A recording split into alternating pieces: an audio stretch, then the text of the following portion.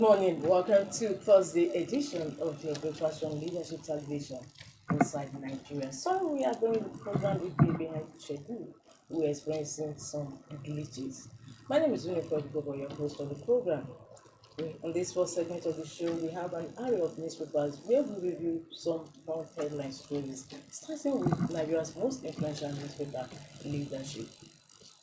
Leadership's main headline story today says crisis in universities. ASUU warms up as non-academic staff begin strike today. Federal government yet to meet our demands, lecturers, and the officials said we are in wide consultation to avert strike. I'll take that main headline story once again. Crisis in universities. ASUU warms up as non-academic staff begin strike today. Federal government yet to meet our demands, lecturers. Why federal government officials we are in wide consultation to avert strike? From that main headline story, we also go to the other two stories gracing the cover. Federal government targets $1 trillion economy by 2030, launches initiative. The story runs on page 25 of Leadership. Federal government targets $1 trillion economy by 2030, launches initiative. And on page 27, the story runs on page 27 of the paper. However, it's on the cover today. Customs seizes assorted arms, drones, orders at Lagos Airport. That concludes front headline story. We move to the page 3 of Leadership, where we have our stand. Our stand is on the looming food crisis. The looming food crisis. From our stand, we move to the back page, where we have been blunt with Muazu Eliza. Muazu is writing on ASUU's new book, Monetizing. He said, who needs ASUU's new book? That is a question you have to find answer to as you log on to www.leadership.ng. From Leadership, we have Vanguard newspaper. Vanguard is writing with healthcare crisis, high cost of drugs to persist as local production flops. Only 25% of drugs consumed in Nigeria produced locally. 70% drug importation puts more pressure on forests. Importation responsible for high cost of drugs. Pharmaceutical sector unique deserves special policies. PMG man. Delete import duty levy to ensure our survival. Addition. Federal government should introduce reforms utilized in petroleum sector. ACPN. Of course, beneath that we have a picture of the flood in Lagos that took place yesterday, and it's also in the other parts of the state, like Punch captured it. However, we'll continue on the review of Vanguard newspaper. Beneath that picture, CBN warns banks against rejecting dirty mutilated naira notes. Benue imposes 24-hour curfew in Ukum local government area as bandits kill 11. In sports, Morocco 2025 draw. Super Eagles to no opponents today. That takes us to the stories about the masthead of Vanguard. This goes hike band A tariff by 1.3% to 209.5 naira per kilowatts. Uniben students block Benin Lagos road over power outage. Lamentations, chaos as flood grants Lagos. Terrorists kidnap Cardinal George Kingson, demand 300 million naira ransom. These are the headline stories on Vanguard newspaper today, Thursday, July 4, 2024. For continuation of these headline stories, inside stories, and the commentary, log on to the website www.vanguardngr.com. From Vanguard, we move to Daily Sun and next paper on our menu. Daily Sun says NEMA issues flooding alert in 31 states, warns of high moderate deluge. Petroleum producers raise the alarm on crude oil importation, say Nigeria may be unable to meet domestic refinery demand. Terrorist attacks, Senate identifies Lake Chad, Sambisa as Boko Haram hotspots, urges security agencies to deploy modern technology. Federal government moves to stop varsity strike, meets with Sani Nasu. The story is on page 6 of Daily Sun. Of course, that is the main story on Leadership today. As ASUU warms up as non-academic staff begin strike today. The Daily Sun says federal government moves to stop varsity strike meets with Sani Nasu. The story is on page 6 of Daily Sun. Southeast senators meet AGF, begs Tinubu for Nnamdi Kanu's release. Reps caucus back score. IPOB threatens to name politicians plotting. Continued detention of leader. Kaduna group petitions EFCC, ICPC over alleged 423 billion naira fraud against ex-governor El-Rufai. Again, discos raised tariff from 206.80 per kilowatts to 209.5 naira per kilowatts. Flood submerges Lagos, disrupts business activities. Residents, commuters, workers groan, count losses. Borno bombing, Khan expresses worry over resurgence of suicide bombing. Fears heighten in Plateau, troops foil attack on Kaduna village, key to recover weapons. With that, we conclude the review of Daily Sun newspaper front headline stories. For more, log on to www.thesun.ng. From Daily Sun, we move to the Punch newspaper. Punch's main headline story says, Labour private sector protest as discos hike tariff again. 11 discos link fresh tariff to rising inflation, forex, high operational cost. Workers' unions, SCCI, next fourth hike. Manufacturers, SMEs fear more shutdowns. Of course, just like the paper, Vanguard newspaper captured the flood in Lagos yesterday. We also have similar photos on the cover of the Punch. We have flood in Oshodi, Agege, and Ikeja gracing the cover of the Punch. And the story says businesses grounded, house collapses as flood overtakes Lagos, Ogun. The story runs on page 2 of the Punch. Bandits demand 300 million naira to free Kaduna judge, kill Ede's son. Benue declares curfew as protesting youths raise INEC local government buildings. Senate probes $4 billion refineries repairs, hazardous diesel imports. Beside the masthead of the Punch, Southeast leaders step up moves to free Nnamdi Kanu. Above the masthead, National Assembly scores federal government low on budget implementation. $1.5 billion oil sector divestment deals completed, federal government. Customs intercept 1.6 billion naira military wares, rifles from Turkey. With that, we also conclude the review of the Punch front headline stories today, Thursday, July 4, 2024. For continuation of these headline stories and inside stories, log on to the website of the Punch newspaper, www.punchng.com. From the Punch, we move to the last paper we have on our menu, and that is The Guardian. The Guardian says circular economy worries as e-waste import rises. More Nigerians resort to use items. I'll take that again. Circular economy worries as e-waste import rises. More Nigerians resort to use items. And of course, we have illustration beneath that main headline story. Over 500,000 tons of discarded appliances are processed in the country every year. Invisible e-waste hits $10 billion in essential raw materials recoverable. 60,000 tons of used equipment shipped to Lagos ports yearly.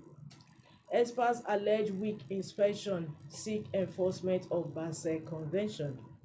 Stakeholders seek incentives for recycling firms, manufacturers. These are the illustrations beneath the main headline story today on The Guardian. Circular economy worries as e-waste import rises. More Nigerians resort to used items.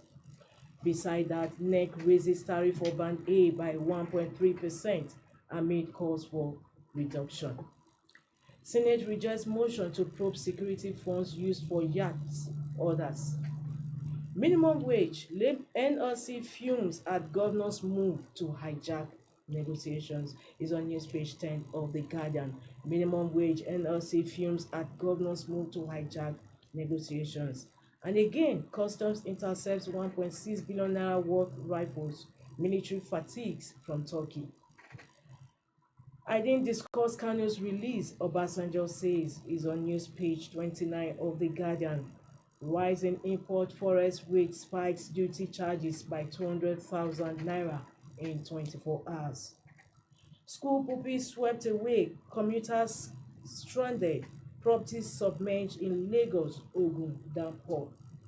EFCC accuses public servants of diverting NDAs or spent allocations. Is a news that is on page 4, that continues on page 4 of The Guardian. For continuation of these headline stories, log on to the website www.guardian.ng. And of course, with that, we also conclude the first half of today's Inside Nigeria. Don't forget, the second half is coming in soon. My guest, the Thursday guest, is already in the studio.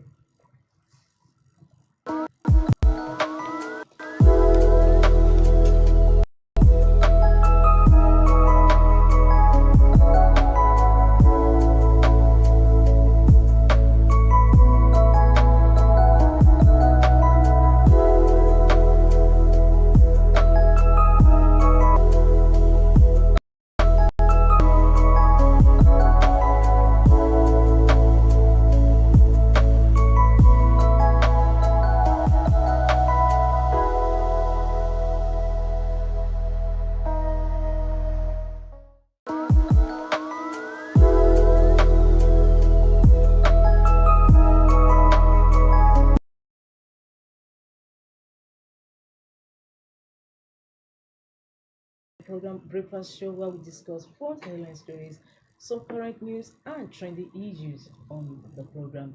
My name is Winifred Bobo once again, and I have my Thursday guest. He is a political economist, public affairs analyst, Olamileko Adefolare. Thank you so much once again. Thanks for having me. It's always a pleasure to have you on the program. Very good morning. Yes, good morning. Yes, what are we going to discuss? We have the newspapers we have on our menu today, and they all have different stories gracing their cover. However, I want us to zoom in on universities and having to cope with electricity hike. For instance, the Punch reported today that Uniben, students of the University of Benin, took to the streets yesterday in protest over electricity or power outage in the institution, as they claim that they have 1 hour electricity daily, which is not enough for their academic work. Exactly. What's happening here? And yesterday too, we also saw that ABU, Ahmadu Bello University, also wrote to President Bola Tinubu that they have to deal with about over 300 billion electricity tariff yearly, which they cannot pay. And same paper yesterday, leadership also reported that experts insisting that the universities can actually generate their own electricity. That's just the see. Why are they universities? Why are they research centers? Why are they citadel of learning? For universities that have all the human resources, the knowledge in engineering faculty, mechanical faculty, electricity, and cannot generate, cannot even provide solar energy for themselves. There's a problem with that university system. That was the issue I had with my senior boss yesterday. I said, no, that is something that you look at. They said, what are we talking about? I said, no, we have a situation whereby we have Silicon Valley with Stanford University providing electricity, exactly. So what is our universities actually doing? There's styles of learning, and you have tech also providing the needed fund for research. So why are we not getting enough from our university? The issue is because we have not made research, we have not commercialized research in our universities. Universities don't have the opportunity to say we are commercializing research output or making it a marketable ventures for them to earn money. And most times we have made our universities to look more like a normal bureaucratic setup instead of a research and learning institute. So that's what has happened. And over the years, we have talked about university providing services and providing commodity and goods for themselves. Electricity is supposed to be one of the least things they could have produced for themselves. They have faculty of engineering, faculty of mechanical, faculty of electronics and electrical. What are they doing? What are those professors? Is it just theory? Okay, even though they are teaching theory, people have transmitted theory to practical. Electricity is one of the simplest scientific or technological adventure you can even go into. It's the simplest. Now we are having solar energy. Can you, if the University of Benin, for instance, can you say they can't produce solar energy for themselves? And I knew that back then when I was in university, I know the university have generating plants. What has happened to generating plant in the University of Benin? Is it that they don't have diesel to power it? Even though they cannot produce solar energy, but they cannot provide. What about their generating plant they have? on the campuses, either at the hostel angle or the academic department or lecturer, and what has happened to it? And this university cannot claim, particular university cannot claim that budget allocation for electricity bill has not been provided in their budget. They have it.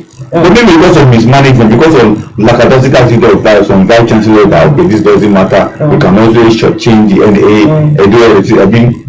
electricity company serving that they can shortchange it, they can say okay, we don't have money. Meanwhile, they have the budget, but they are collecting school fees, they are collecting tuition fee, they have increased all their like because my boss, his own boss was that where would they get the funding from? I was like, well, they're also self-generating in the sense that they have diploma programs, they have a lot of programs, they have demonstration schools that they actually get money from, which is not remitted because federal government pays them salary and why they have all these things that they self-generate. Can't it be channeled? They can. The thing is that it's just on the part of the vice chancellor. These are supposed to be citadels of higher learning where all these things are taught. So why are they not bringing it to use? Because we are talking about raw talent, brains that go to use. And we will see situations whereby in the past all these multinationals, they used to go to universities when they graduate to pick them up for them. So why can't they also harness all these? Because of the political will of government to enforce this, we have said we want university to have autonomy. Most of our university managers don't know the meaning of autonomy is for them to be self-sufficient and self-reliant. They talk about autonomy means that you can admit, you can recruit. That's what they understand by autonomy. But then the autonomy practically is about how they can be self-sufficient and self-reliant in the productivities and use of knowledge. I think maybe if any of them is watching us or looking at us, they should look at what some private universities are doing. For instance, and they are supposed to remember just what we talked about, so beneficial to the communities. They are saturating but these ones, our universities are not actually providing solutions to the communities. They're supposed to provide. Like we talked about, we just mentioned the Stanford University in the US. How it's providing innovations to Silicon Valley and all of that. No, we are not having this kind of situation yet. Private university here in Nigeria are already doing that. If you go to Afe Babalola University, they can never complain of electricity because they are able to build up alternative source of energy.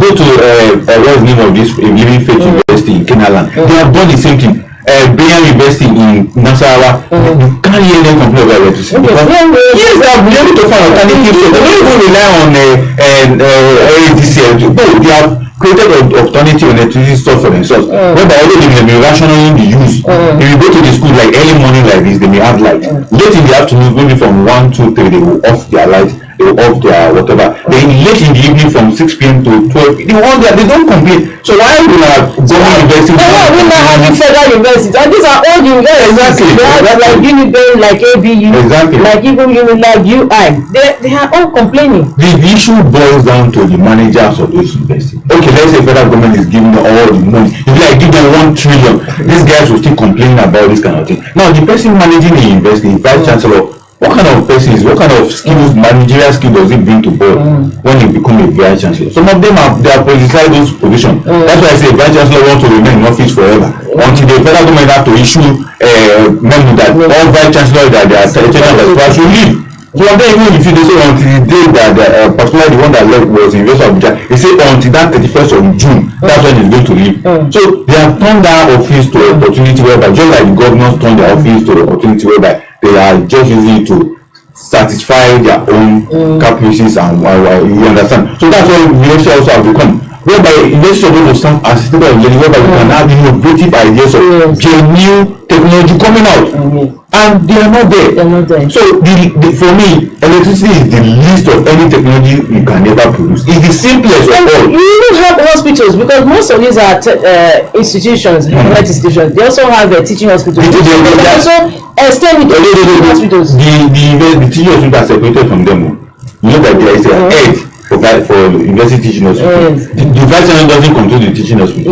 That's why they are medical director for teaching because they are affiliated to them in terms of academic teaching, but not in terms of managerial or management. So that's why you don't have. If there's anything that will bring a visit to control medical school, then there will be conflict. So now, with what you just said, we are mentioning, doesn't this call for curricular review? It's not about curricular review. The curriculum has already settled all this in terms of technology, in terms of faculty of science. All of these have been spelled out. The issue is just the manpower. It's just the person in charge of that university. I've been mentioned of private universities that find alternative sources. You said national in Birmingham University, they have done that. Even polytechnic are doing the same thing. But the issue is boils down to the person in charge who just believe that just like the state government waits for further allocation to come, the same thing vice chancellor waits for further allocation to come. Nobody funded the fund they are generating privately or in a way they are generating through that program. Nobody asked them the question. You know when Renita was introduced to them, they all shout, oh no, it's going to kill university, go to start down. But they are still insisting. That is why they are running up for strike. Renita is there. They are still on IP. Which is, you know, they clamoring that they should remove from IP. Yes, that they have their own private whatever they want to do. That is for the teaching staff, not all academic staff. Yes, for the teaching staff. And now they are warming up for strike, but it's also part of the crowds. Definitely they warm up for strike because universities say they want autonomy. One of the autonomy they require that we're supposed to understand, autonomy doesn't mean that you should be doing whatever you like in a way without giving value to society. As far as we are concerned, apart from some of us that benefited from the education so far so good, we have not seen that value that university education has given to Nigeria in terms of productivity, in terms of in terms of innovative ideas. By now, Nigeria is supposed to be on the top rank of technology developed country. We have 6 federal universities that are specialized in science and tech. We have 6 federal universities that are specialized in agric and food production. What have we gained from them? Then we have multi-specialist universities like University of Benin that we are talking about. They have faculty of engineering, faculty of electrical, electronics, faculty of power. Every faculty is there. But how come they cannot produce power? Which is the most simplest of technology. They can put down that university and generate electricity. But they will tell you it is funding. But the one thing that foreign universities have been able to understand, they establish academic chairs for research. Then they get a particular research solution. Even before the grant comes, they first get solutions for a particular problem. Like when COVID-19 came up, you can see what Oxford University came in. They went in and developed the vaccine. And they bring it out. When people look at it and say, okay, it may not be up to that stand, they work on it. And they look at it, you are the originator of this particular vaccine. They gave them the royalty or whatever it belongs, and they started making money from that. Exactly. Like I keep saying that, you know, these universities, especially foreign based, they look at the peculiarities, the challenges they have faced as a nation, and they provide solutions to it. Exactly. But our problems still persist. For instance, the issue of sickle cell. And up to date, no really tangible solution has been brought in for it. What can actually galvanize researchers into action? One is funding, which we cannot rule out funding. The other answer is also the passion for the individual or the researchers, or the interest of the researchers as well as the institution. But they engage in all these abstract research because before you can get professorship, you have to paper research, but not the real practical research that is very, very empirical, that is very experimental in terms of the science and technology aspect. They don't do that. You see that they can work on is one that students will put one or two things together. Maybe it's a borrowed one, it's a copy one, they'll just investigate it and dismantle it and do it. But origination one that they were supposed to do it, they don't do it. So for me, it's about funding, it's about the passion of the researcher, as well as the political will of government to buy into it, the VC and as well as the government to buy into some of those things. We have said it here that we have over 60 research institutions, not university, 60 research institutions that government established in the name of carrying out one research. Most universities don't partner with research, and those research institutes don't partner with it. For some university, student project can come up with some idea. You can take it up and so let us work on it. One material research institution that we have, an agency, one of the biggest agencies in Nigeria, ask them what have they produced. The other time they went to National Assembly, they said that we want to produce a machine that will be drying finishing. Yes. So those are the things that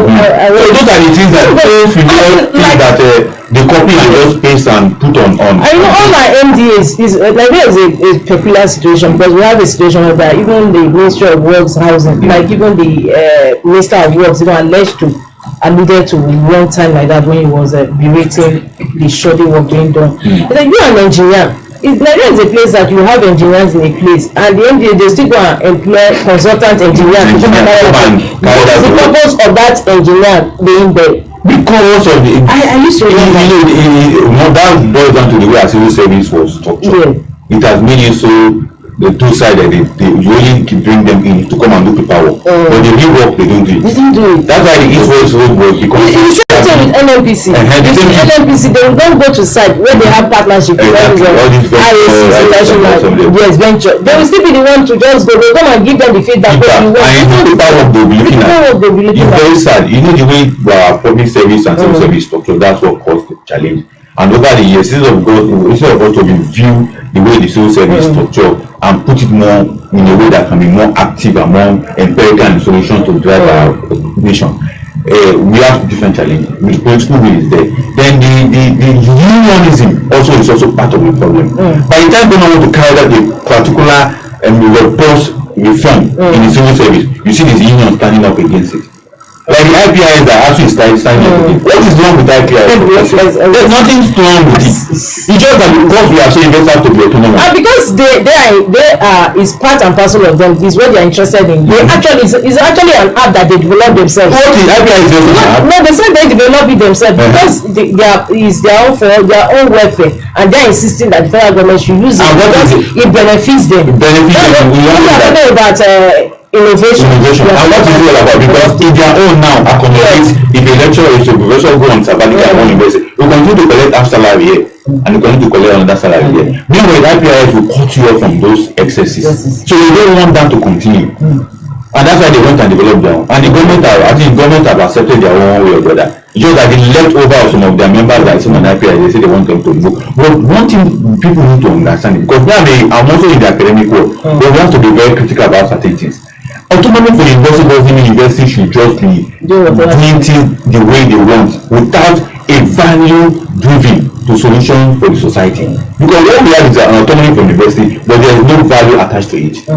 There is no electricity in the university, and we have faculty of engineering, we have professor of engineering, we have professor of power, we have professor of mathematics. All of them are there, but they cannot find solution to the community problem in their own university. It's a challenge. It is. Now we're talking about electricity and university. Now, on the wider scale, it's so, I don't know, labor is also running up because we have reports that these schools have increased their tariff band A tariff again from 205. It's in last one papers today, 205 to about 209. Can Nigerians take this? I think for Nigerians that are on band A, for Nigerians that are on band A, how many of them? Because a lot of communities, a lot of cities have been differentiated on this band A, and we have been told that people that are on band A are people that consume the electricity more, and people that are even taking up the electricity more. So for me, as long as the band A people can afford the increase, they can have it. But people that we have issue is this. Where we have issue with this tariff is this.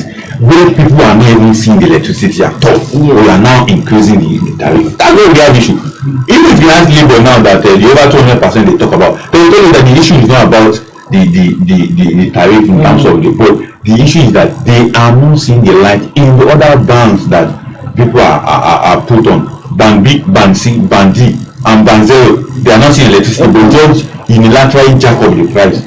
So if you say, okay, it is only band A that will be enjoying electricity, you make it 100%, nobody will complain. So far they will be seeing that electricity. But if you about you now unilaterally put the tariff so on everybody, an umbrella tariff item on everybody, that is where the challenge is. If tomorrow band A is enjoying the full electricity of 200%, 300%, nobody will go and challenge it because but when you now say, okay, band C, band B will be paying the same thing, band C will be paying the same thing, that's why we have issues.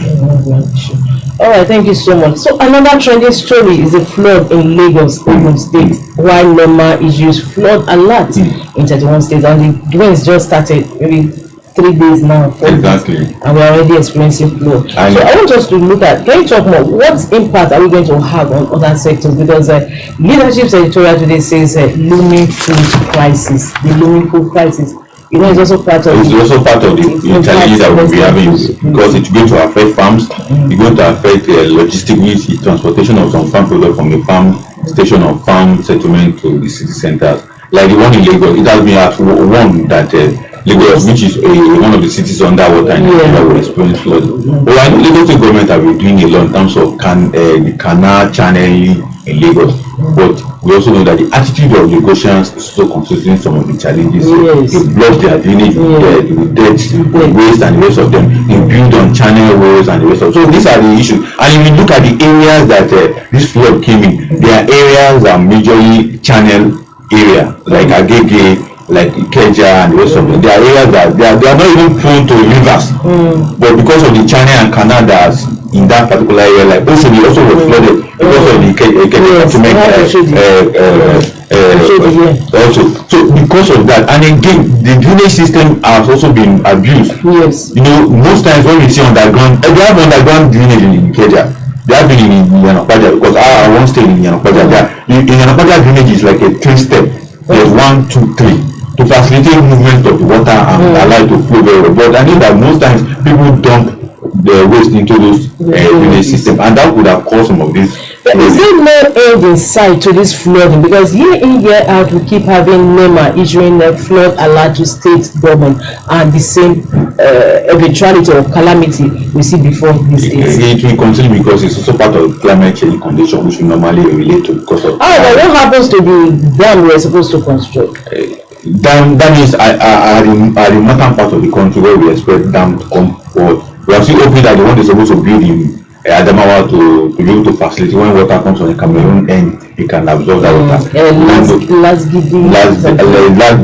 dam or something like that. But the one I know there's a desert dam in Ogun State, but there is no dam in Lagos to absorb water. Osun State and Ogun State, particularly anything short of evacuating these people living in this area, there's nothing else that can be done. Exactly, because particularly Lagos expected the water in Lagos supposed to all move into the ocean or from the river to the ocean. That's why maybe the government is not considering building them, or even if they even get the land to build them. In Lekki, they are filling with sand to build to have a new city. But what we need to just ensure that we have to have attitudinal changes towards how we manage our drainages, because for Lagos particularly, how we manage our drainages is the most important, because if we continue dumping waste in our drainages, it will cause some of these things, and these are flash flood. This is not the real flood that we're expecting. This is just a flash flood.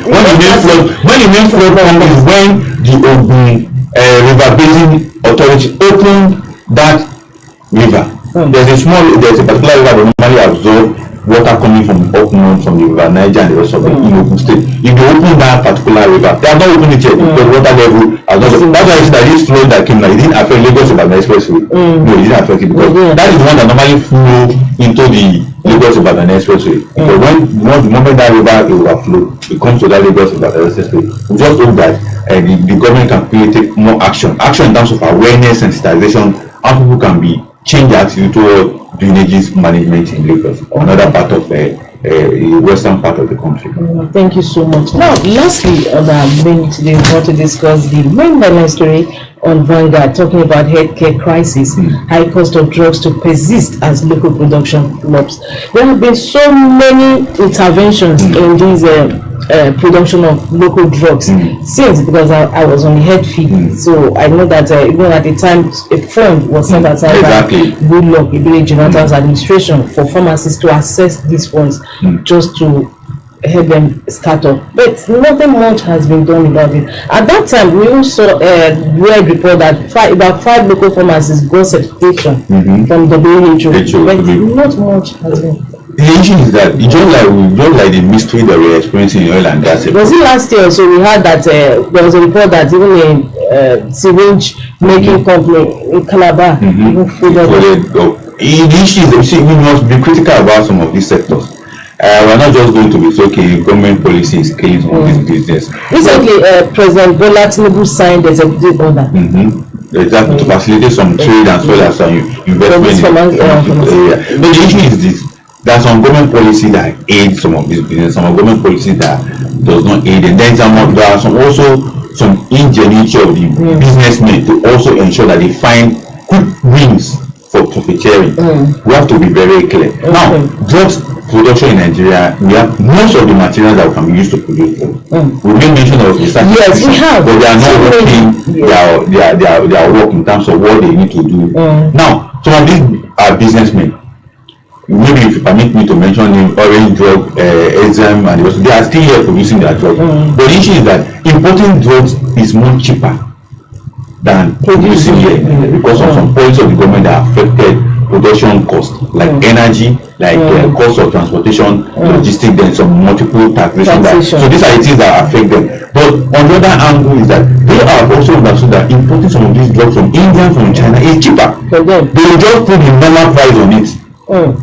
And that's why I see that one of the paper also reported that because of this strange importation of high importation, it's also putting stress on our foreign reserve because most of them are demanding for forex. But what I would just want to suggest is that in as much as government know that they need to support the pharmaceutical sector in the country, they must enable them to be able to operate in a way that most of these multiple taxation they are complaining about reducing. How can they also help them to have alternative energy source, because energy is the main cost, because it is what they mostly complain about in terms of buying diesel, buying generating plant, and cost of transportation. So how can we ensure that we also help them to be able to use those costs, even though we are giving them money? See, there is one mistake with federal government on Nigeria. If they establish fund for some of these businesses, they already have where they are going to take the money to. They will not take it to the actual place they ask them to take it to. Most of those money we are giving to them for research, innovative research, like the one they give for COVID. To some, they give some of them money for COVID. But do we have, did any of them produce COVID-19 vaccine? We can mention some of those pharmaceutical companies that they didn't give, but they diverted the money to some other aspect of their businesses. So government should stop giving them money. Just create an enabling environment for them.